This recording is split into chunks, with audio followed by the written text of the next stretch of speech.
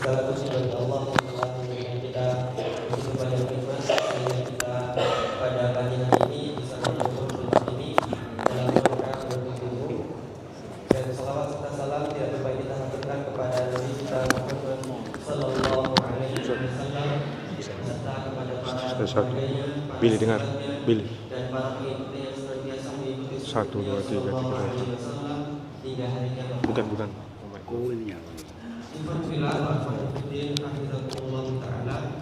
Sebelum kajian dimulai, ada beberapa informasi yang perlu disampaikan.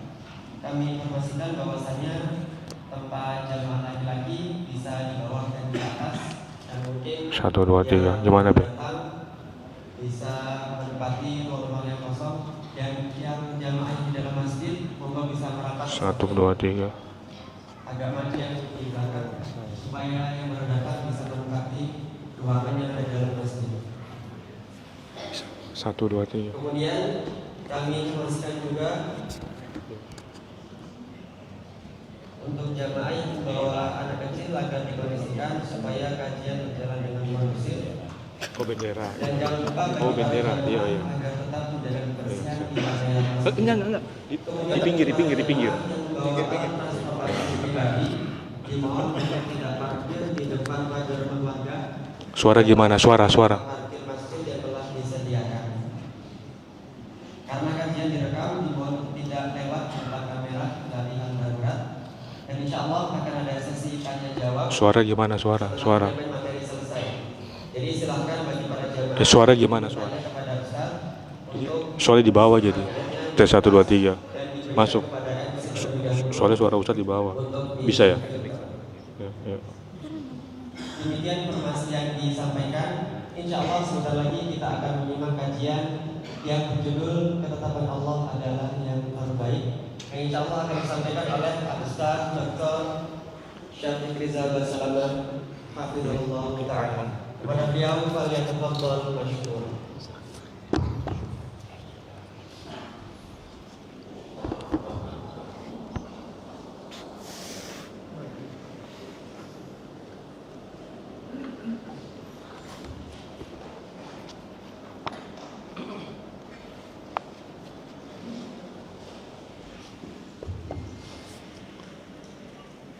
Assalamualaikum warahmatullahi wabarakatuh.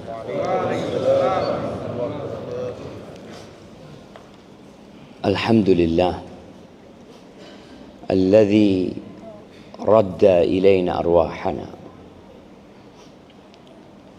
wa afana fi ajsadina wa adhina lana bidzikrih. Segala puji bagi Allah Jalla Jalaluhu yang telah membangkitkan kita dari tidur kita. Kita tahu tidur itu adalah kematian. Orang yang tidur tidak merasakan kehidupan yang sedang berjalan di muka bumi ini. Kita semua ingat dengan kisah Ashabul Kahfi. Berapa tahun mereka tidur? 309 tahun. Dan tatkala mereka bangun dari tidur mereka, lalu terjadi dialog di antara mereka. Apa kata mereka? Labithna yauman au ba'dha yaum. Mungkin kita tidur sehari atau sebagian hari. Padahal sudah tidur 309 tahun. Maka jangan banyak-banyak tidur kita. Apalagi waktu kajian. Bangun tahu-tahu sudah tanya jawab nanti, Masya Allah. Dan nikmat agung yang Allah berikan juga kepada kita. Allah berikan afiah kepada kita. Allah berikan kesehatan kepada kita. Nikmat afiah ini termasuk nikmat yang jarang disyukuri. Bahkan Nabi alaihi salatu wassalam menyampaikan dengan jelas, ni'matani maghbunun fihima katsirun minan nas. Ada dua nikmat yang kebanyakan manusia lalai untuk mensyukurinya. Yang pertama adalah as-sihhah, nikmat kesehatan. Bapak-bapak milih mana? Punya uang 100 miliar tapi stroke, atau ndak punya uang, atau punya uang 1 juta tapi sehat? Milih mana? Milih 100 miliar sehat. Iku menungso. Bayangkan kan? Dia tetap yang dilihat itu fulus. Sehat yang ada di tubuhnya ini dianggap biasa. Kita melihat bagaimana orang-orang kaya membelanjakan banyak harta demi sehat, tapi tidak sehat-sehat. Rata-rata orang dikasih kesuksesan itu di atas umur 40 ya, kita lihat ya, mulai senang. Tapi subhanallah, Allah berikan kepada mereka harta, Allah kurangi sehat. Dengkulnya wis mulai, pinggangnya, emping wis tidak bisa makan banyak-banyak. Padahal dulu waktu jadi pekerja keras, emping sak toples entek. Tapi ketika sudah jadi bos, tidak bisa banyak-banyak makan emping. Maka semoga kita pandai mensyukuri nikmat Allah. Allah mengatakan wa qalilun min ibadiyasy syakur. Sedikit dari hamba-hambaku yang pandai bersyukur. Kita bakal ditanya tentang nikmat yang Allah berikan. La tus'alunna yauma idzin 'anil na'im. Di antara nikmat yang bakal ditanyakan adalah alam nusahhi badanak. Kata Nabi alaihi salatu wasallam, bukankah kami telah memberikan kesehatan kepadamu? Karena banyak orang yang hidupnya ngeluh terus. Wallahi Ustaz, harga plastik mahal sekarang. Ya Allah, sejak kapan kita makan plastik ya? Jangan. Bertahun-tahun nenek moyang kita hidup tanpa plastik. Dulu makan pakai apa? Daun. Ana masih ingat ya. Biar kelihatan sama ayah. Ana ingat sama ayah ana, sama ibu juga rahimahullah. Kalau kita keluar kota, karena ayah nyetir mesti bawa kopi. Kopinya ditaruh di mana? Botol bekas. Jadi kalau beli air, botolnya itu disimpan jemaah. Dibikin kopi, bikin teh, dipakai terus. Sekarang sampah itu isinya plastik. Maka semoga kita pandai mensyukuri nikmat yang Allah berikan kepada kita. Allah telah berikan banyak nikmat, tapi kita sering melupakannya. Dua nikmat yang banyak dilupakan, yang pertama sehat, yang kedua waktu luang. Pengangguran itu nikmat apa bukan? Ana mau tanya sama itu. Nganggur, alhamdulillah Ustaz, ana baru dipecat Ustaz. Nikmat enggak dia? Dia punya kesempatan sholat duha, punya kesempatan baca Quran. Ketika dia kerja nggak bisa dia hatam Quran. Masuk jam 8, pulang jam 4. Kadang-kala sampai rumah masih disuruh ngerjakan tugas. Ketika dipecat, alhamdulillah Ustaz, ana sejak dipecat tiap 3 malam hatam Quran. Tapi kadang-kala nikmat itu juga tidak disyukuri. La baca Quran, wala istighfar. Makanya kata Umar bin Khattab radhiyallahu anhu mengatakan, inni la akrahu an arsyab sabahlalan. Aku itu paling benci, kata Umar, nggak suka aku ngelihat pemuda yang nganggur. La fi amali dunya wala fi amalil akhirah. Nggak sibuk dengan pekerjaan dunia, juga nggak sibuk dengan pekerjaan akhirat. Ini yang dibenci. Allah kasih nikmat waktu luang, kesempatan, subhanallah, ternyata tidak dimanfaatkan. Dan yang banyak, bukan yang banyak ya, mungkin salah kalau anak ngomong banyak, ibu-ibu ini kadang-kala Allah kasih waktu luang yang banyak sekali, tapi kadang-kala nggak hatam-hatam juga Al-Quran. Ada apa aja? Tadi kurang mensyukuri nikmat yang Allah berikan kadang-kala. Dan Allah berikan nikmat kepada kita bisa mengingat Allah Jalla Jalaluh. Kita bisa bangun dari tidur kita, bangkit dari ranjang kita, bisa ambil wudu, bisa ke masjid, bisa sholat. Dan nikmat ibadah itu jauh lebih besar daripada nikmat harta dan kesehatan. Siapa di antara bapak-bapak ini yang kira-kira ingin kekayaannya seperti Elon Musk? Dia merencanakan, insya Allah tahun 2035 anak sudah kayak Elon Musk. Kayaknya tidak ada. Ojo kayak Elon Musk. Punya rumah, alhamdulillah. Padahal 2 rakaat sebelum subuh itu lebih baik dari semua hartanya Elon Musk. 2 rakaat sunnah, bukan yang wajib. Kata Nabi alaihi salatu wassalam, rakaatul fajri khairun minad dunya wa ma fiha.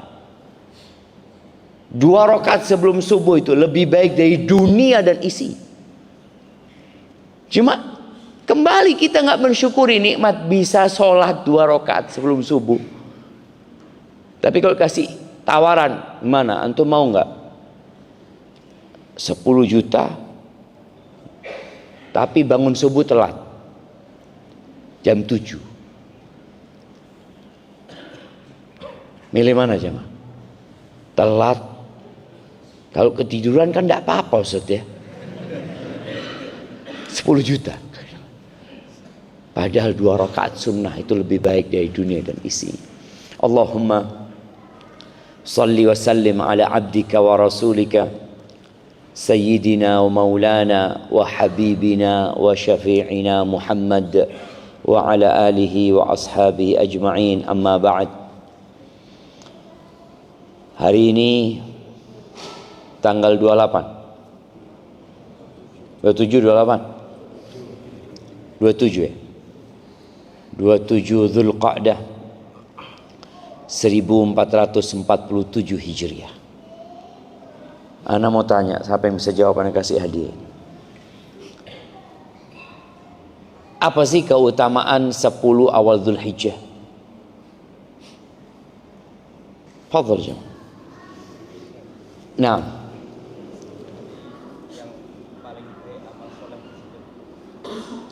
paling baik. Seperti apa baiknya?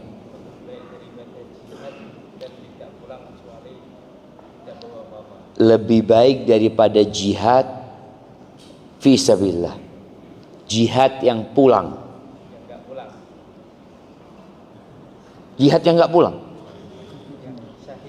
Lebih baik daripada jihad yang pulang apa jihad yang tidak pulang? Saya tunggu. Ini perlu diluruskan ini. Coba antum ingat lagi. Lebih baik dari jihad yang pulang atau jihad yang tidak pulang?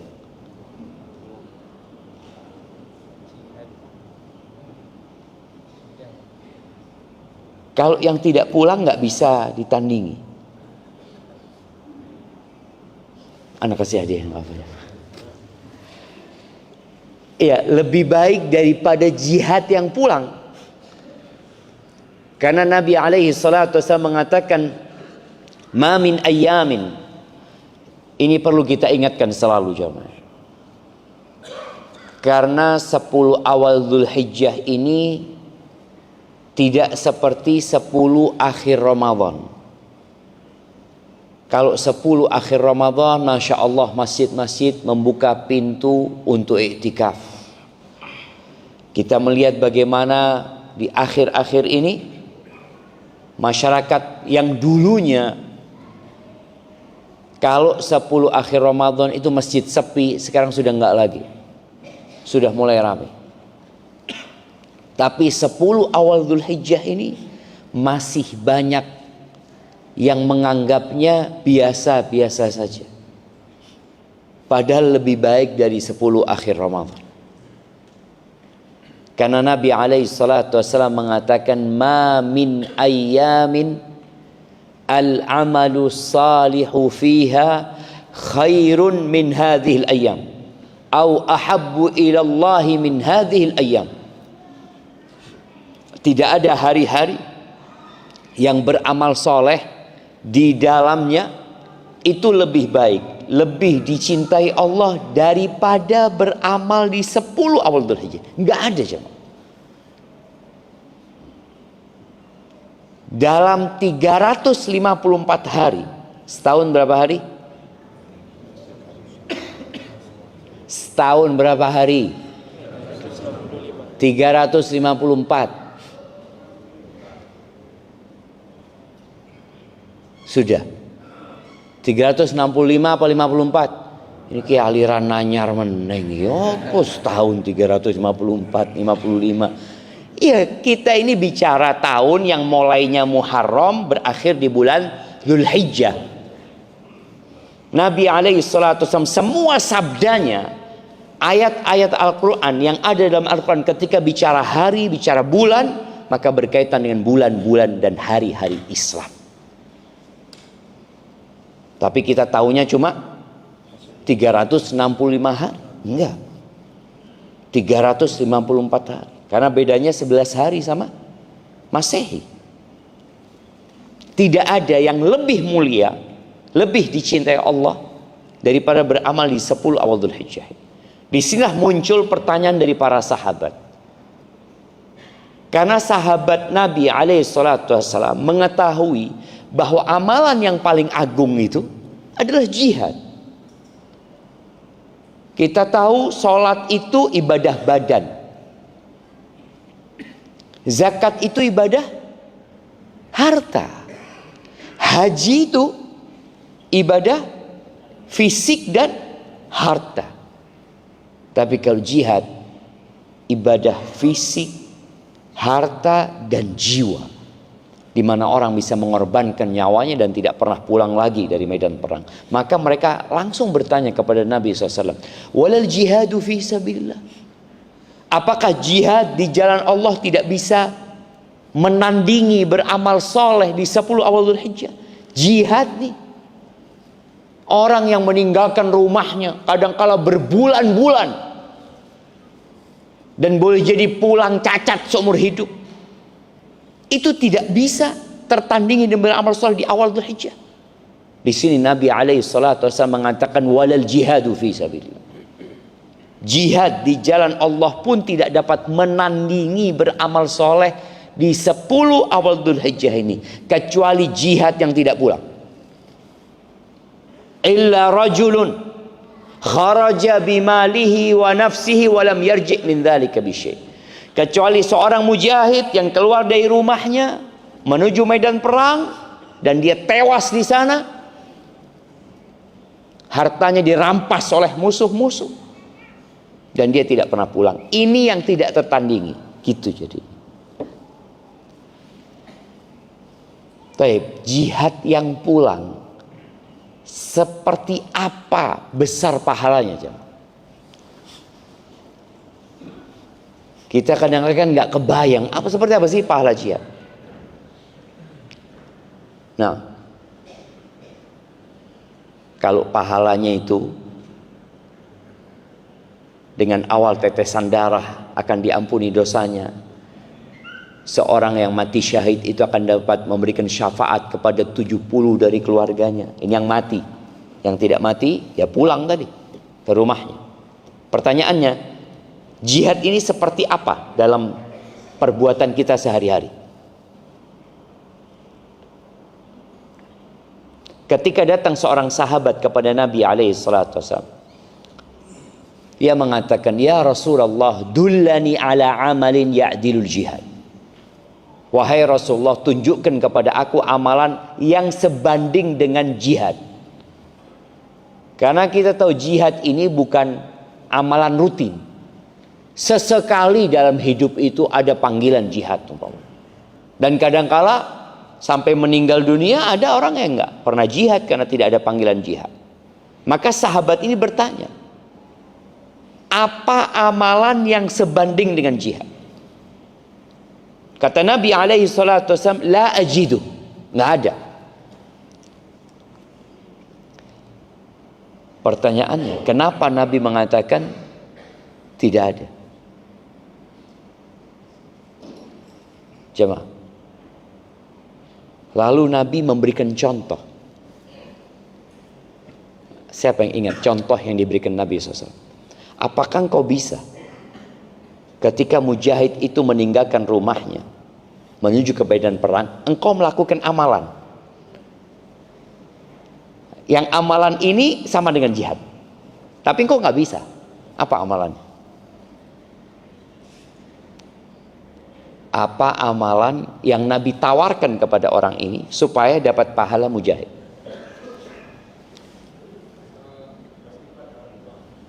Berbakti kepada orang tua. Bisa nggak?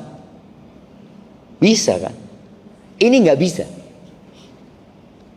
Orang ini nggak akan bisa melakukan itu.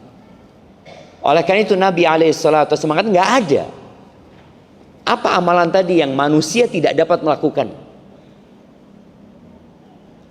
Nabi alaihissalatu wassalam mengatakan, hal tastati, kamu bisa enggak?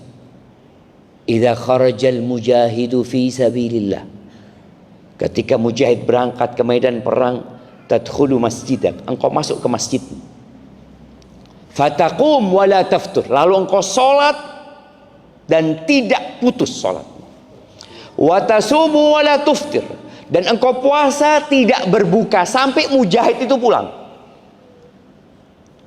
Kalau 6 bulan di medan perang, 6 bulan kau sholat tidak berhenti, 6 bulan kau puasa tidak putus, bisa enggak kau? Apa kata sahabat ini? Wa man yastati'u dzalika ya Rasulullah. Siapa yang mampu melakukan itu? Tidak ada. Seperti itu pahalanya mujahid. Walaupun dia berangkat, ya nggak ngapa-ngapain, menjaga perbatasan negeri-negeri Islam, berjaga-jaga dia di sana, itu nggak ada yang bisa nyanyi. Maka ini kesempatan buat kita. Kita bisa mendapatkan amalan yang lebih baik daripada jihad fisabilillah yang pulang tadi, dengan memperbanyak amal soleh di 10 awal Dzulhijjah. Jangan lupa puasa paling nggak 9 hari. Kalau mampu. Kalau enggak ya 8 hari. Kalau enggak ya 7 hari. Kalau enggak ya 6 hari. Aduh berat. Paling enggak 1 hari lah untuk puasa. Puasa Arafah. Kalau memang enggak bisa, sholatnya ditambah. Iktikaf. Boleh enggak iktikaf di 10 awal Dzulhijjah? Boleh enggak iktikaf di awal Dzulhijjah?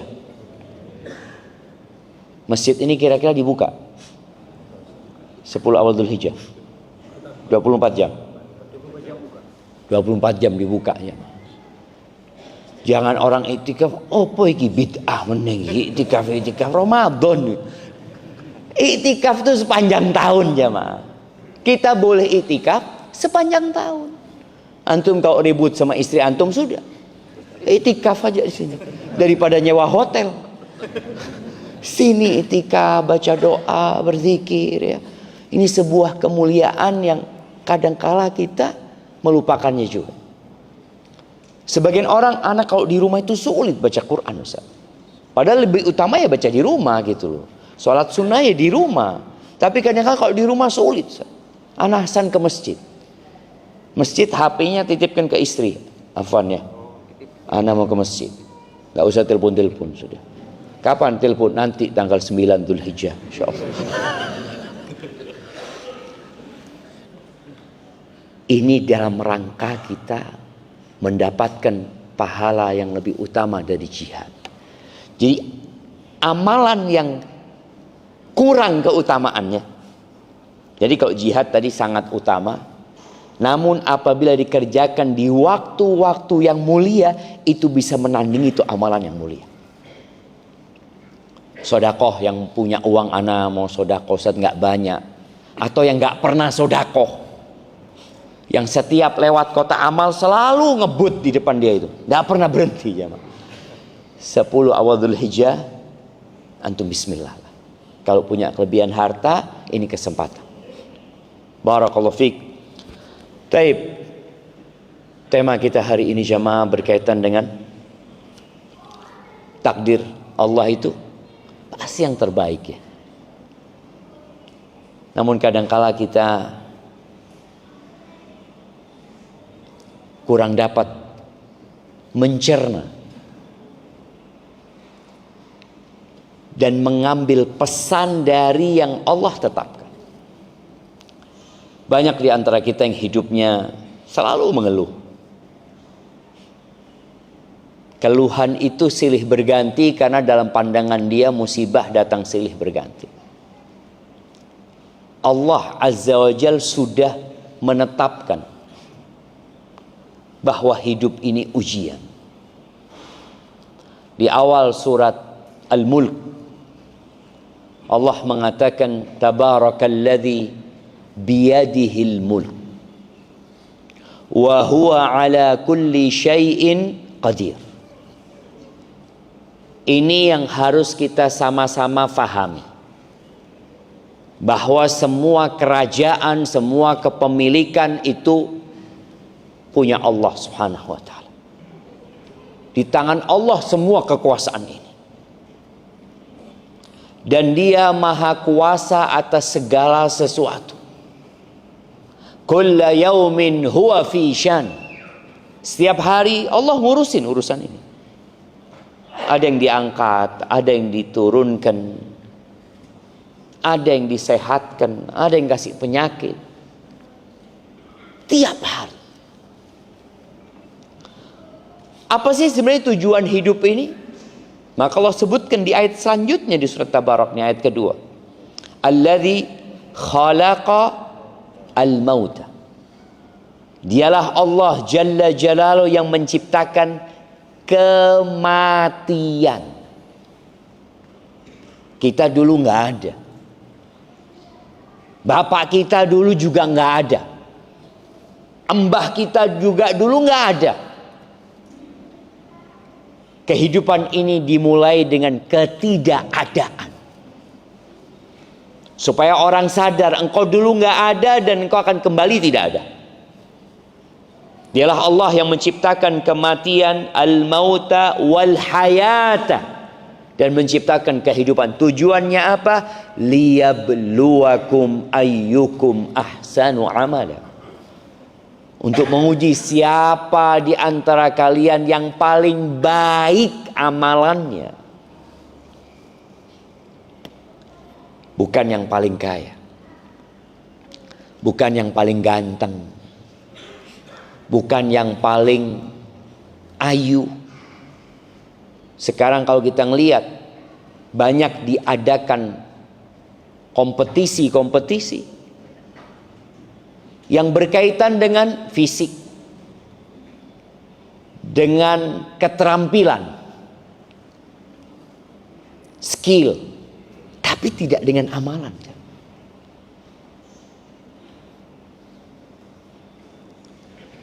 Di Surabaya ini kalau Ana boleh tahu siapa perempuan yang paling baik? Siapa jemaah? Ada kompetisinya kan? Apa kompetisinya? Cak Ning. Cak, ya. Cak Ning kan? Jadi kalau mau tahu, oh itu orang paling kena. Nomor 1 sak Surabaya. Di Indonesia, apa namanya? Putri Indonesia. Bagaimana dites, diseleksi untuk menjadi nomor 1 orang aja. Putri Indonesia. Kira-kira dia jadi putri Indonesia karena apa? Karena warna kulitnya? Ya, salah satunya. Karena potongan rambutnya? Iya, salah satunya. Karena tinggi badannya? Nah. Terus karena keterampilannya? Iya. Oh, karena kecerdasannya? Betul. Apakah karena amal solehnya? Tidak.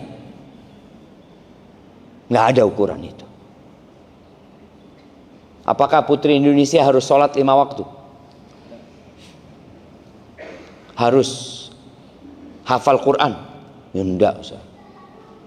Kita lihat bagaimana manusia ini lupa dengan tujuan hidup.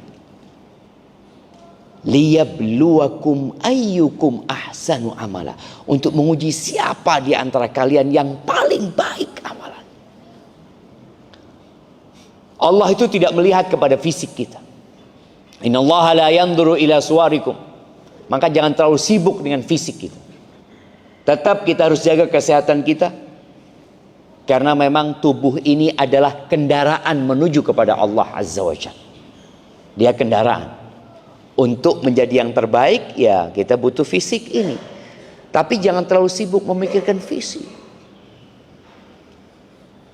Allah tidak melihat kepada harta. Enggak.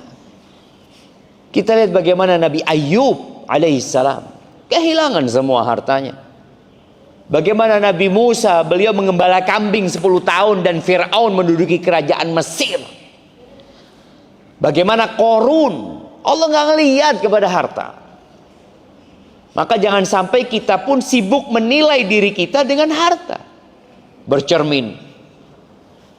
Lihat bajunya pularang ini. Ngelihat jamnya, ngelihat cincinnya, HP-nya, motornya, mobilnya. Nggak dilihat sama Allah Azza wa Jalla. Dunia ini hanya seperti makanan yang dihiasi, kemudian dimakan, lalu jadi apa? Itu dunia. Lalu kenapa kita fokus sama itu? Wa innama yanzuru ila qulubikum wa a'malikum. Yang dilihat sama Allah hati kalian dan amal perbuatan kalian. Ahibati fillah,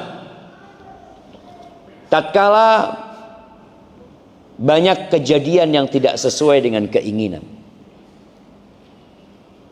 tatkala kehidupan tak semanis yang diharapkan, apa sikap kita? Dulu orang itu mungkin mengeluhnya sama sohibnya, mengeluhnya sama orang tuanya, sama keluarganya. Sekarang orang mengeluhnya sama siapa? Sama seluruh penduduk bumi ini. Bikin status gitu. Kenapa gitu? Padahal yang Allah perintahkan untuk diceritakan itu nikmat apa kesusahan? Wa amma bi ni'mati rabbika fahaddits. Adapun dengan nikmat yang Allah berikan, itu yang kau ceritakan. Alhamdulillah ana kasih sehat sama Allah Subhanahu wa taala. Alhamdulillah. Ana bisa jalan. Ana bisa mendengar. Ana bisa berbicara. Ana bisa melihat. Ceritakan. Kalau cuma hilang sepeda motor, ini masjid apa namanya? At-Taqwa. Pulang sholat subuh langsung bikin status motor ana hilang di masjid At-Taqwa. Enggak, mudah-mudahan enggak ada yang hilang jemaah. Mungkinkah itu terjadi? Sangat mungkin. Dulu yang sering hilang di masjid itu apa? Sekarang sudah enggak ya? Sudah hampir tidak hilang sandal itu. Yang hilang motor sekarang. Ketika itu terjadi, apa sikap kita? Angin itu tidak selalu sesuai dengan keinginan nelayan. Kondisi laut itu tidak selalu sesuai dengan harapan mereka yang hidupnya di laut.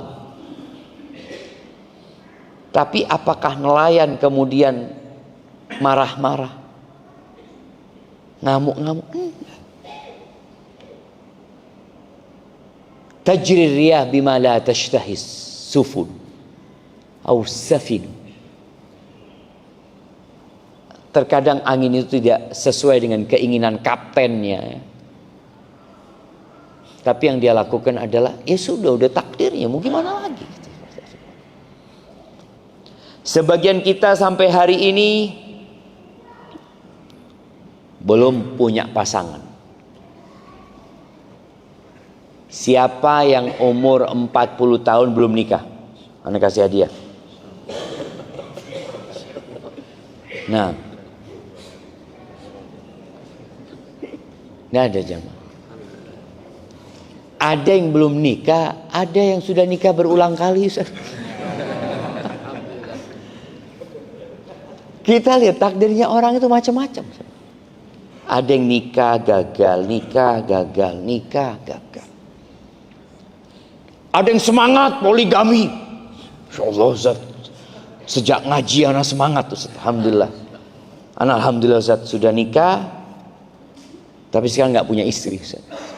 1 tambah 1 0 jemaah. Istrinya semua kabur. Ada yang seperti itu. Ada yang sudah 50 tahun nggak dikasih anak. Kita tahu anak ini zinatul hayatid dunya, perhiasan kehidupan dunia ini jemaah. Sakit hati seorang perempuan ketika ditanya sudah isi.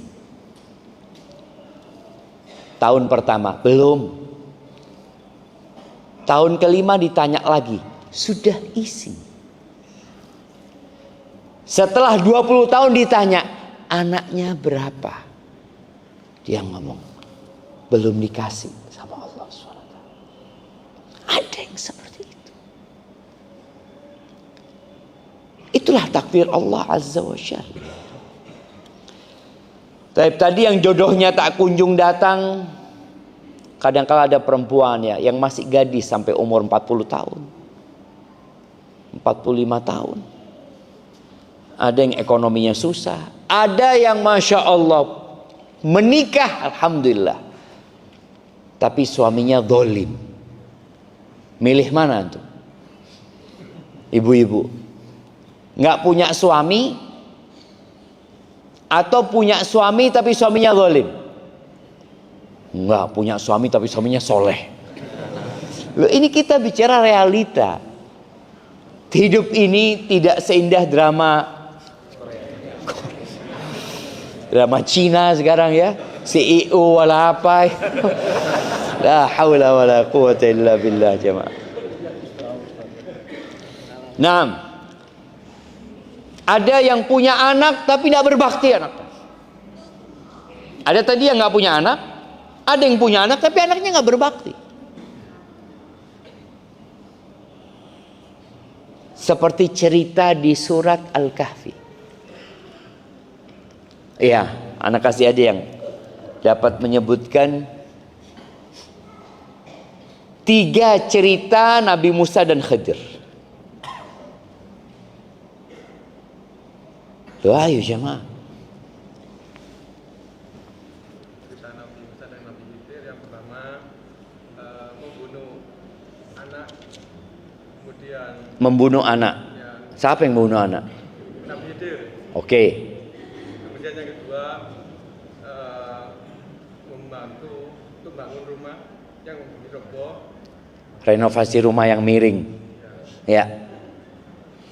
Kemudian melubangi kapal. Melugami kapal. Kapal feri. Barakallahu fikum. Nah, baik. Kalau kita lihat 3 kejadian ini, semuanya tidak indah. Nabi Musa mengingkari perbuatan Khidir. Khidir ini ada khilaf di antara para ulama, apakah dia hamba yang soleh atau dia nabi. Ada yang mengatakan nabi. Lagi naik kapal, perahu itu diseberangkan gratis ya. Karena tahu masyarakat sana ini Nabi Khidir atau Khadir, maka diseberangkan naik kapal itu gratis. Pas mau nyampe, salah satu papannya itu ditarik sama Nabi Khidir. Rusak ini, bisa tenggelam. Kata Nabi Musa, kok bisa-bisanya engkau ini? Kata dia. Sudah ditumpangi gratis, dirusak.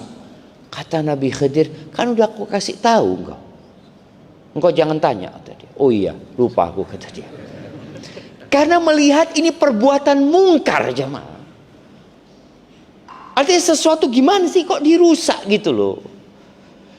Makanya kadang-kadang kita ngeliat orang soleh, ini orang soleh ya, soleh pertama, tapi susah hidupnya. Ada yang tidak pernah ke masjid, masya Allah, soge jemaah. Apakah kemudian yang orang soleh, apa saya harus seperti itu supaya saya kaya gitu? Tunggu dulu, lihat ceritanya ini. Kemudian berjalan lagi, ketemu dengan seorang remaja, dipelintir lehernya mati. Kata Nabi Musa, kau bunuh dia, kata dia, tanpa dia melakukan kesalahan apapun, kata dia. Karena aku udah ngomong, jangan tanya engkau. Oh iya, kata dia, minta maaf lah. Yang terakhir, mereka datang ke satu kampung ya. Jadi dulu jamaah, kalau kita membaca hadis-hadis berkaitan dengan wajib menghormati tamu. Tamu ini yang datang dari luar kota, itu disebut tamu sebenarnya. Kalau yang datang dari satu kota, ya disebutnya zair. Datang berkunjung lah dia. Bukan bertamu tapi berkunjung, ziarah dia. Dulu tidak ada warung jemaah, tidak ada hotel. Jadi orang kalau dari luar kota itu biasanya nginepnya di mana dulu? Iya, kalau ada masjid jemaah. Kalau enggak ya dijamu sama orang itu, dikasih makan di rumah itu. Mereka mau bertamu ditolak sama masyarakat kampung situ. Terus ngeliat bangunan ini temboknya mau roboh, direnovasi sama Khidir dan Nabi Musa. Nabi Musa usul, engkau nggak minta upah aja sama mereka gitu. Lu aku sudah ngomong, kok jangan tanya, wala usul ini itu. 3 hal ini ternyata di baliknya ada hikmah yang besar. Dirusaknya itu perahu untuk menyelamatkan pemilik perahu itu. Karena ternyata di belakang mereka sedang ada raja dan bala tentaranya yang merampas perahu-perahu yang bagus. Kalau yang bocor tidak dirampas. Ya Allah, itu hikmahnya.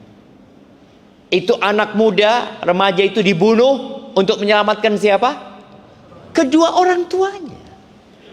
Makanya kadang-kadang dalam kehidupan ini ada orang yang gak punya anak atau punya anak, anaknya meninggal ketika kecil. Boleh jadi Allah sedang menyelamatkan orang tuanya.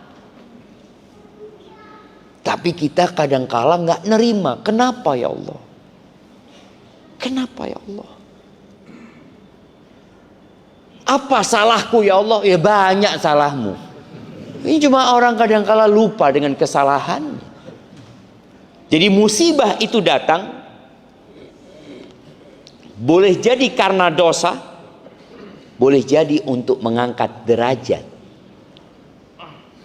Jadi kalau antum melihat orang lain terkena musibah, maka berbaik sangkalah sama orang itu. Ada orang pulang dari masjid motornya hilang, kayaknya banyak dosanya orang ini, jangan. Boleh jadi antum yang banyak dosanya, dia sedang diangkat derajatnya. Tapi kalau antum sendiri yang kena musibah, jangan mengatakan kayaknya mau diangkat derajat anak. Tidak kayak itu Sony. Kita harus fair sama diri kita. Kita nggak kenal sama orang, tapi kita kenal sama diri kita sendiri. Maka tadi ada orang yang anaknya meninggal dunia, yang hartanya mungkin rusak. Itu pasti ada hikmah besar di balik sana. Taib, Khadir itu kalau bicara anak tadi, Ada yang dikasih nikmat. Jadi kalau kita lihat 3 peristiwa ini, yang pertama merusak, yang terakhir memperbaiki, yang tengah membunuh, bukan merusak lagi, menghilangkan. Kalau yang pertama itu masih ada wujudnya, perahunya masih ada, cuma rusak. Yang kedua, hilang jamaah semuanya. Karena memang anak ini kalau dibiarkan akan membuat kedua orang tuanya masuk neraka nanti. Terus gimana? Semoga Allah kasih ganti yang lebih baik, kata anaknya nanti. Kalau yang terakhir memperbaiki, artinya nikmat. Jadi ternyata ketika seorang dikasih musibah atau kehilangan sesuatu yang sangat indah dalam hidupnya, atau dia dikasih nikmat sama Allah Subhanahu wa taala, hendaklah berbaik sangka sama Allah Subhanahu wa taala. Rasul sallallahu alaihi wasallam mengatakan, ajaban li amril mu'min. Sungguh menakjubkan urusan orang beriman. Inna amrahu kullahu lahu khair. Semua urusannya itu baik. Nabi Yaqub alaihissalam dikasih musibah apa sama Allah? Punya anak banyak, tapi nggak akur sama. Anaknya nggak akur. Ini ujian buat bapak yang punya anak-anak nggak akur. Tapi subhanallah, di situ ada hikmah besar. Ketika mereka nggak akur, ditambah lagi mereka melakukan konspirasi untuk menjauhkan Yusuf, anak yang paling disayangi sama bapaknya. Oke, Anda mau tanya, kenapa Nabi Yakub itu lebih peduli dengan Nabi Yusuf dalam pandangan kakak-kakaknya daripada kepada mereka? Apa sebabnya? Siapa yang mau jawab?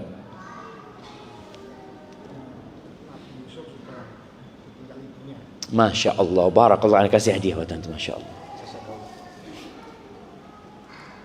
Jadi Nabi Yakub ini punya istri 2, dan beliau juga 2 istrinya ini menghadiahkan 2 budaknya, sehingga ada 4 wanita dalam hidupnya Nabi Yakub alaihissalam. Nabi Yusuf itu cuma 2 bersaudara dengan Benyamin. Setelah melahirkan Benyamin, ibunya meninggal dunia. Jadi kondisinya masih kecil. Mau tidak mau yang namanya ayah ini nggak ada emaknya gitu loh. Sedangkan yang lainnya ada ibunya. Maka mereka berpikir ini Yusuf sama saudaranya ini selalu diperhatikan sama bapak. Padahal sebenarnya Nabi Yusuf tidak pilih kasih. Yang ini ada ibunya, maka kasih sayangnya 2. Kasih sayang bapak sama ibu. Sedangkan yang ini tidak ada emaknya, maka hanya dapat kasih sayang bapaknya. Dipisahkan. Apa hikmahnya? Para ulama menyebutkan, kalau Nabi Yusuf itu tetap di rumah bapaknya, nggak bakal jadi nabi. Dia akan jadi anak yang dimanja saja sama orang tuanya. Artinya hikmahnya Nabi Yusuf, Allah jadikan nabi tapi melalui proses. Kadangkala sebagian kita dalam hidup ini tidak menerima proses tersebut. Dibuang jamaah, dimasukkan ke sumur, dijual. Nabi Yusuf ini dijual sama saudara-saudaranya dengan harga yang sangat murah. Karena sebenarnya tujuan mereka adalah menghilangkan Nabi Yusuf dari rumah saja. Kalau bisa mereka bunuh Nabi Yusuf. Tapi karena hasil kesepakatan mereka nggak dibunuh, ya sudah. Pokoknya bagaimana Nabi Yusuf tidak ada di rumah. Sampai Mesir, beliau dapat sedikit kesenangan. Walaupun jauh dari orang tua, diangkat anak. Tapi setelah itu Allah kasih ujian lagi. Fitnah wanita. Nama baiknya tercoreng gara-gara itu. Apakah cukup? Nggak cukup. Di penjara. Nabi Yusuf. Nabi di penjara. Berapa tahun? Bid'ah sinin.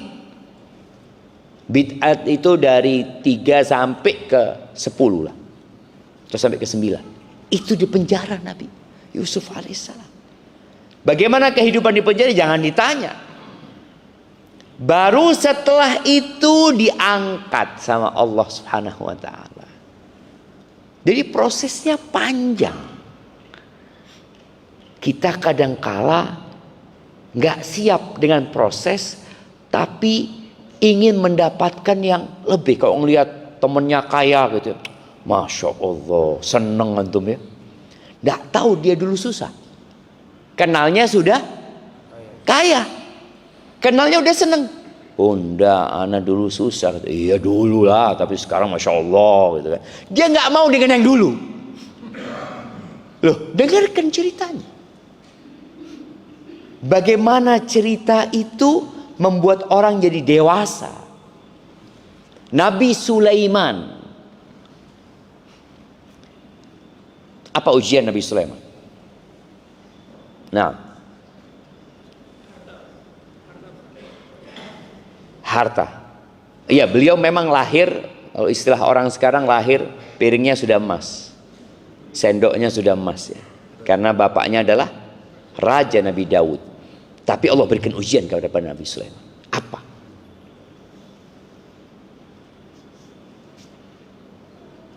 Ujian kesusahannya. Kalau sudah harta ya sudah tadi, lahirnya sudah senang. Ujian kesusahannya Nabi Sulaiman. Nah, lumpuh. Enggak.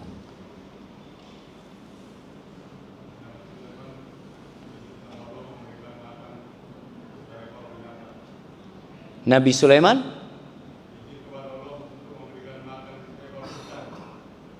untuk memberikan makan seekor ikan. Sekali makan semua habis. Enggak, bukan itu. Dicabutnya kerajaan sama Abdullah. Dicabutnya kerajaannya Nabi Sulaiman. Barakallahu fikum. Kehilangan kerajaan. Ada yang mengatakan selama 40 hari, ada yang mengatakan 6 bulan, ada beberapa riwayat ya, berkaitan dengan kehilangan kerajaan. Orang itu kalau dari dulu susah, wis biasa, anak panjeni miskin Ustaz, wis biasa. Tapi kalau berada di puncak, tahu-tahu jatuh sakit. Nabi Sulaiman itu kehilangan kerajaannya. Jin yang berkuasa di kerajaan Nabi Sulaiman.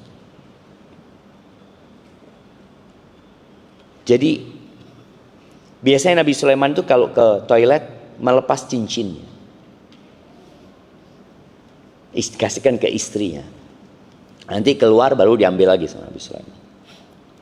Ketika itu tahu-tahu ada jin yang berwujud dengan Nabi Sulaiman, dikembalikan kepada istri. Nabi Sulaiman datang, nggak ada sudah kerajaan. Allah hilangkan. Sampai Nabi Sulaiman itu jadi nelayan ya. Makan dari hasil ikan, jadi buruh beliau. Allah berikan itu ujian. Untuk Allah berikan nikmat yang lebih besar lagi. Nabi Sulaiman juga pernah diuji oleh, kalau bicara harta tadi, memang ujiannya harta. Yang kuda-kuda. Kuda yang kemudian dipotong semuanya sama Nabi Sulaiman. Karena kuda itu sudah membuat beliau lupa dari sholat asar. Artinya terlambat. Akhirnya semua dikorbankan sama Nabi Sulaiman. Allah kasih ganti apa? Angin. Maka hendaklah kita berbaik sangka sama Allah Azza wa Jal tatkala musibah itu menyapa kita. Nabi Zakaria nggak punya anak.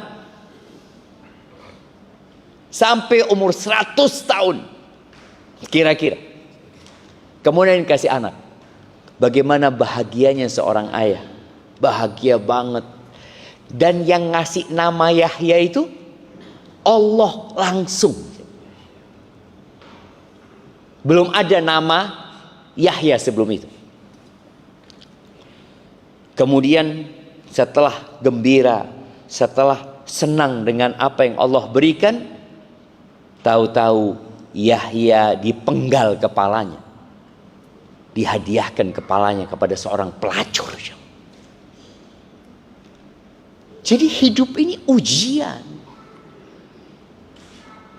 Jangan sampai kita itu berpikir mau kekal dan abadi di muka bumi ini. Maka datangnya ujian-ujian kesusahan itu untuk mengingatkan kita, engkau di dunia ini bukan tempat bersenang-senang. Ini tempat berjuang dan berkorban di tempat ini. Itu yang dilihat oleh Nabi Zakaria. Nabi Ibrahim alaihissalam dilemparkan ke api. Nabi Ibrahim alaihissalam nggak dikasih anak sama Allah. Beliau punya anak Ismail ketika umur 86 tahun. Padahal Nabi. Kita sopo. Kita kadang-kadang merasa sudah baik sama Allah. Tapi kenapa doaku nggak dikabulkan atau belum dikabulkan? Kenapa kau yang minta nggak dikasih? Kenapa yang dikasih malah musibah? Datang silih berganti. Sehingga ada sebagian orang yang kecewa. Sama Tuhannya dia kecewa. Padahal Allah itu Ar-Rahman, Ar-Rahim, Al-Malik, Al-Quddus, As-Salam, Al-Mu'min, Al-Muhaimin, Al-Aziz, Al-Jabbar. Kita lihat Nabi Ayub alaihissalam ketika kehilangan semuanya. Lalu beliau berdoa. Habis sudah. Ana mau kasih hadiah lagi jemaah. Wa ayyuba idznada rabbahu. Nih Nabi Ayub ya. Ketika beliau berdoa memohon kepada Allah. Nabi Ayub itu sakitnya, sakit dan kehilangan harta dan dikucilkan di masyarakat ya. Sakit, penyakitnya nggak biasa. Hartanya semua habis. Anak-anaknya semua mati, plus dikucilkan oleh masyarakat. Istrinya minta, Ayub, kenapa engkau enggak minta sama Allah supaya diangkatlah penyakit? Ini beberapa riwayat Israiliyat ya. Jadi kalau kita bicara Israiliyat, cerita-cerita Bani Israel, Nabi alaihissalatu wassalam mengatakan hadithu an Bani Israel wala haraj. Kalian nggak apa-apa cerita tentang cerita-cerita Bani Israel itu nggak apa-apa. Tapi jangan dipercayai dan jangan didustakan. Kecuali dalam Al-Quran ada yang mempercayainya, membenarkannya kita terima. Ada yang mendustakan kita tolak. Tapi secara umum boleh menceritakan Bani Israel ketika tidak bertentangan dengan yang ada dalam Al-Quran dan Sunnah. Istrinya itu ngomong, kok kenapa nggak minta sama Allah? Lalu Nabi Ayub balik bertanya, berapa lama kita hidup senang? Kata istrinya 70 tahun. Terus berapa lama kita susah? Ada yang riwayat 7 tahun, ada yang mengatakan 18 tahun. Kata Nabi, baru 18 tahun. Nanti kalau sudah sama dengan senangnya kita, aku akan berdoa. Ini syukur kepada Allah. Dan sabarnya Nabi Ayub. Tapi kemudian ada stigma di masyarakat bahwasanya Nabi Ayub seperti itu karena dosa. Nah, ini sudah berbahaya. Karena dakwah tidak akan diterima nantinya. Ketika karakter seseorang sudah dibunuh, dianggap pelaku dosa, pelaku kemaksiatan, maka akhirnya untuk menyampaikan dakwah nggak bisa lagi. Akhirnya di situ berdoa Nabi Ayub alaihissalam. Apa doanya Nabi Ayub? Nah, Masya Allah. Apa artinya?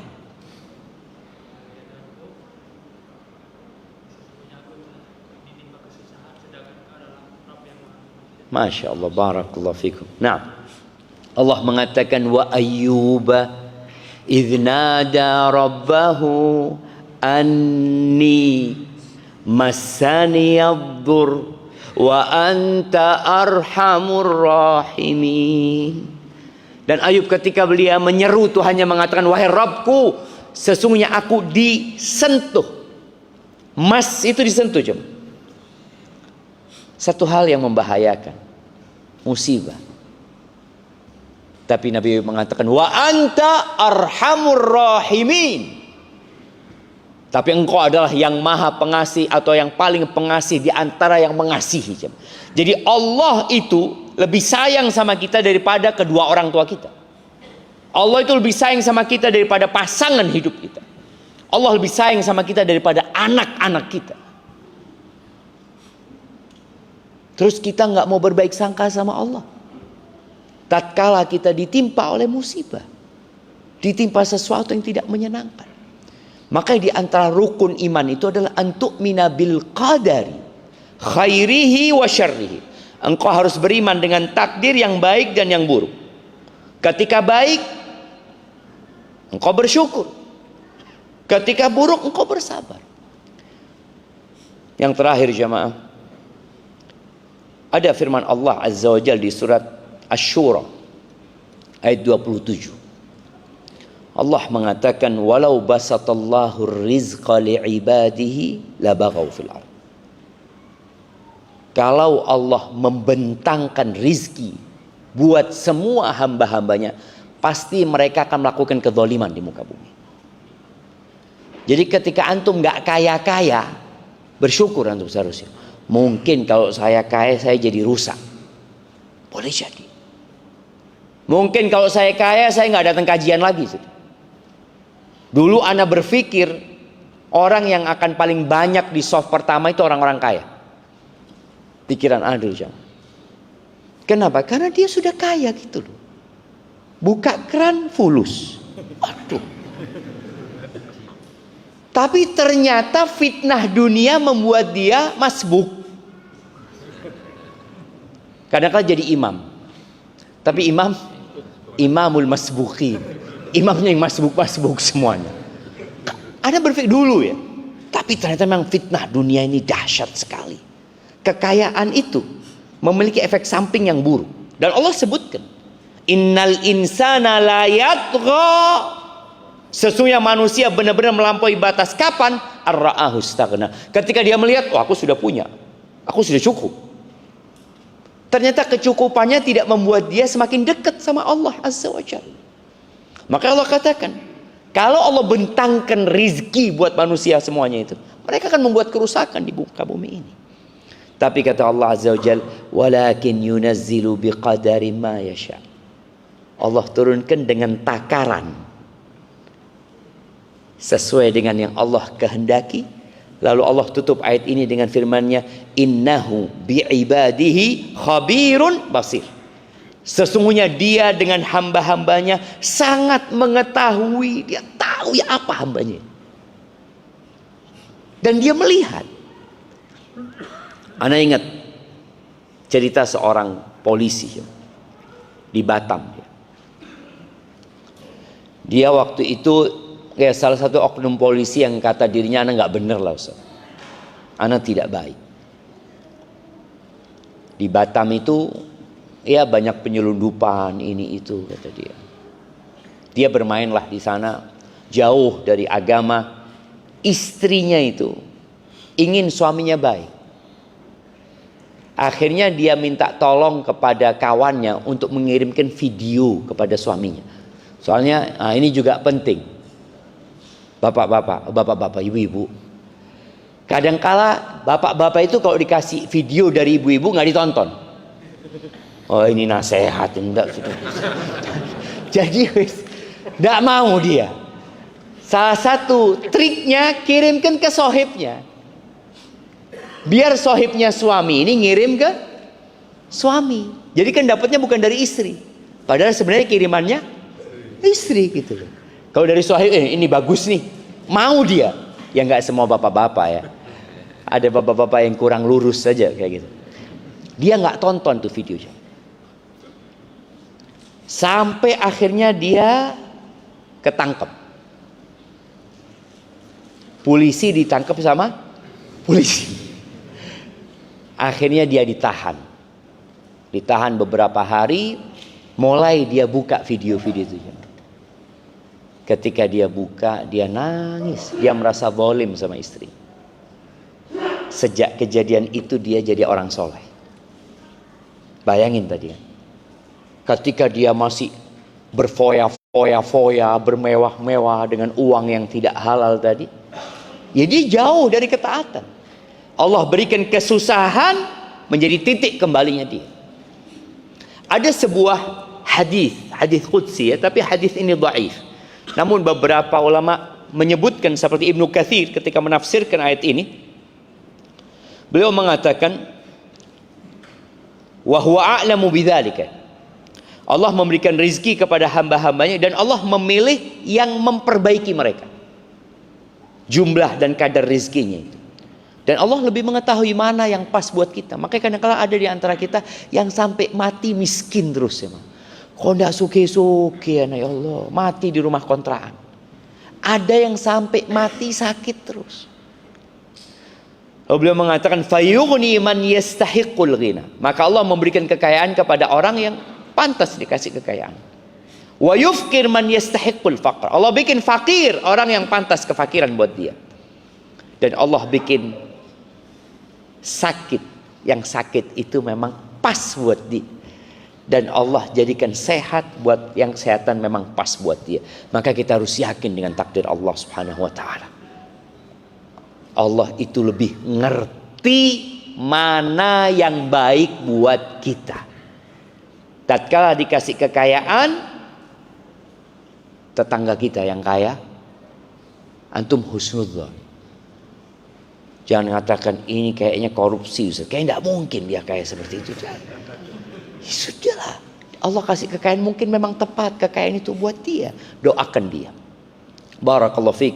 Itu mungkin yang dapat Anda sampaikan pada kesempatan kali ini. Semoga membuat kita lebih dekat sama Allah Subhanahu wa taala.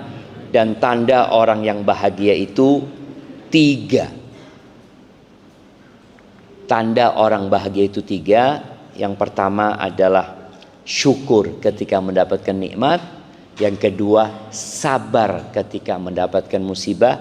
Yang ketiga, istighfar ketika berbuat dosa. Ini orang bahagia. Jadi nggak harus kaya, nggak harus sehat, nggak harus punya istri, nggak harus punya anak, nggak harus punya rumah. Tapi punya 3 hal ini, selesai antum urusan. Antum akan jadi orang yang paling bahagia di muka bumi ini. Aqulu qauli hadza. Ada pertanyaan yang datang? Alhamdulillah. Kalau nggak ada pertanyaan, senang anak jamaah. Antum juga bisa melanjutkan kegiatan. Jangan lupa ya, 10 awal Dzulhijjah tolong mulai disebarkan ya saudara-saudara kita agar mereka tahu dengan keutamaan ini. Ini pertanyaan terlalu. Kok jadi datang pertanyaannya? Anak, bismillah.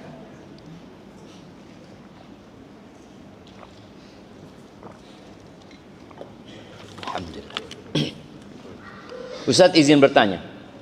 Ayah saya sudah lama tidak menafkahi keluarga dan memiliki banyak hutang, termasuk pinjol, riba dan sebagainya. Lalu sering meminta kami anak-anak untuk melunasinya, terutama kepada anak perempuan karena sedang bekerja. Kami bingung bagaimana sikap yang benar menurut syariat. Apa batasan kewajiban anak dan bagaimana cara menasihati ayah dengan baik? Syukran. Jazakumullah khairan. Naam, ahibati fillah. Anak itu punya kewajiban memberikan nafkah kepada orang tua yang tidak mampu. Kalau dia mampu, memberikan nafkah, bukan ngelunasi utang-utangnya. Kalau bicara nafkah itu sandang, pangan, papan. Artinya bagaimana orang tuanya ini bisa hidup.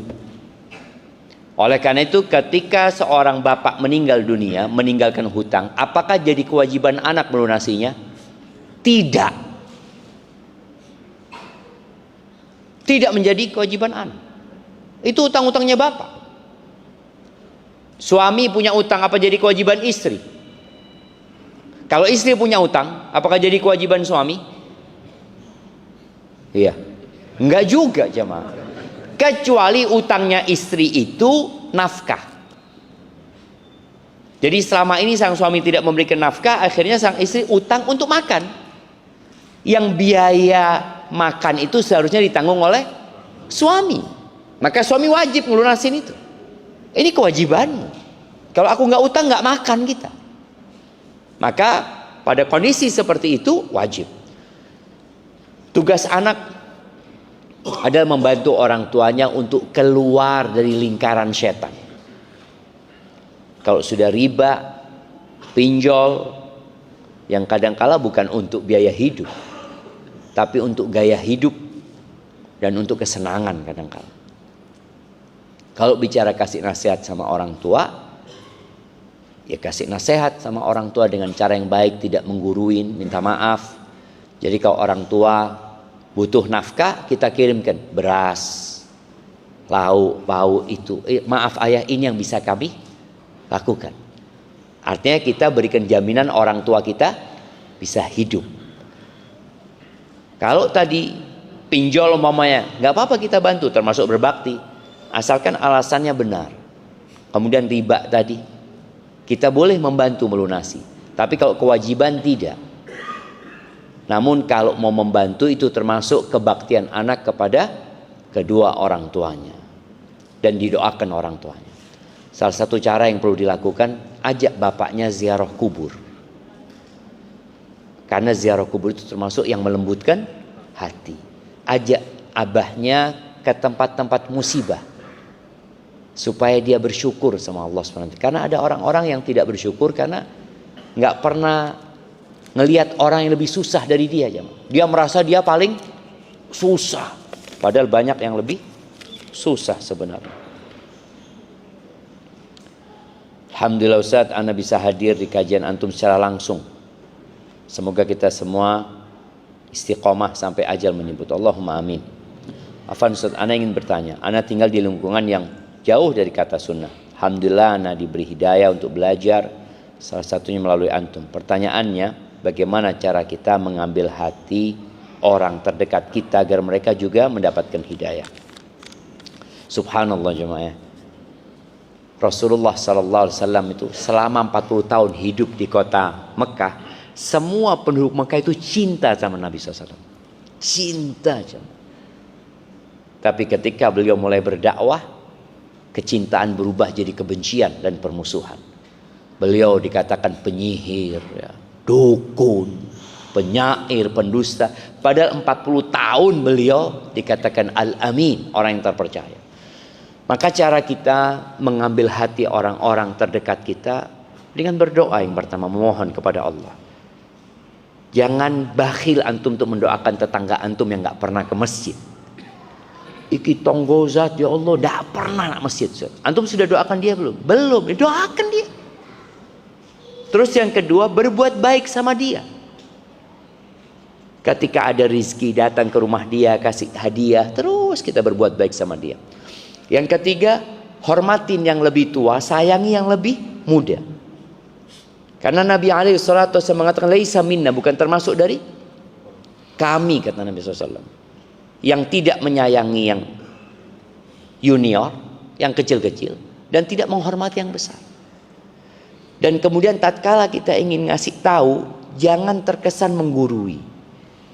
Sampaikan, Ana minta maaf, Ana baru belajar, Ana pernah dengar seperti ini. Kalau ternyata utang yang ada bunganya itu riba. Contoh di masyarakat itu jamaah, kesian gitu jamaah. Nggak tahu di masyarakat sini. Di masyarakat kampung itu, riba itu sudah jadi hal yang lumrah buat mereka. Yang tiap pagi ada yang datang pakai motor ya, bawa kitab itu. Iya kan? Datang ke toko-toko, ke warung-warung itu jam dianggap bukan dosa. Kalau dosa sembunyi-sembunyi dia. Kalau dia merasa itu dosa, dia akan sembunyi-sembunyi. Ini sudah dianggap hal yang biasa. Padahal dilaknat. La'ana Rasulullah SAW akilar riba. Orang yang makan riba dilaknat. Orang yang ngasih riba dilaknat. Yang nyatet dilaknat. Yang jadi saksi dilaknat. Tapi dianggap lumrah. Maka kita ngasih taunya, maaf yang saya pelajari seperti ini. Oh enggak, ini bukan riba, ini bunga. Kalau riba saya tahu haram memang. Dan memang penamaan itu membuat sikap manusia berubah. Maka kita harus tetap menjaga nama-nama yang sesuai dengan syariat. Kesian kita kalau membiarkan orang berbuat dosa dengan nama bunga. Pelacur dulu apa? Ini orang-orang tua. Apa sebutan buat pelacur dulu? WTS. Enggak, resminya dulu namanya WTS, wanita tuna susila. Artinya dia orang nggak baik, malu dia menyandang WTS. Tapi sekarang diganti PSK, pekerja seks komersil. Kerjo aku. Itu kesian mereka. Tapi pertanyaan terakhir, Ustaz, lebih afdol mana sholat malam yang dipanjangkan tapi rokaat sedikit atau pendek tapi rokaat bisa lebih banyak? Sebaik-baiknya sholat malam itu yang paling panjang berdirinya. Paling panjang berdirinya. Jadi kalau pilihannya jumlah rokaat dan kualitas, maka yang dipilih adalah kualitasnya. Tapi kalau bisa, ya apabila bacaannya pendek, ya yang banyak. Kalau bacaannya panjang, nggak apa-apa sedikit. Ada orang sholat 11 rakaat 30 menit. Ada sholat 7 rakaat 1 jam. Kalau dilihat dari jumlah rakaatnya, lebih baik yang 11. Ana 11. Antum? Ana cuma 7. Oh iyalah, lain ketakwaan kita. Kualitasnya jamaah. Ada sebuah hadis yang ana lupa lafadznya. Sebaik-baiknya sholat itu tulul qiyam kalau nggak salah ya, yang panjang berdirinya. Maka kalau kita lihat Rasul sallallahu alaihi wasallam, subhanallah ya, berdirinya panjang, rukuknya panjang, sujudnya juga panjang sallallahu alaihi wasallam. Aqulu qawli hadza wa astaghfirullah li wa lakum wa lisairil mu'minin wal mu'minat fastaghfiruh innahu huwal ghafurur rahim. Subhanakallahumma wa bihamdika asyhadu an la ilaha illa anta astaghfiruka wa atubu ilaik. Assalamualaikum warahmatullahi wabarakatuh.